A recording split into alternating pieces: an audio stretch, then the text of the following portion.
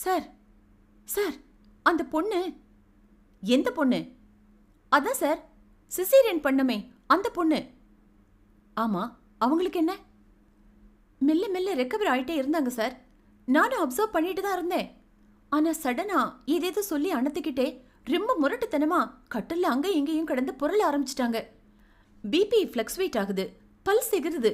ரொம்ப பயமா இருக்கு சார், வந்து பாருங்க. மேசையில் கிடந்த ஸ்டெதஸ்கோப்பை எடுத்துக்கொண்டு ஓட்டமும் நடையுமாக விரைந்தார்கள்.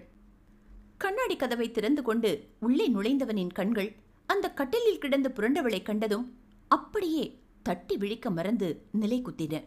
இதயம் ஒரு கணம் துடிக்க மறந்து பின்பு துடித்தது. மூச்சுவிட மறந்து நின்றவனின் கால்களில் புது வேகம் வந்து ஒட்டிக்கொள்ள பறந்தோடி சென்றான் அவளை நோக்கி.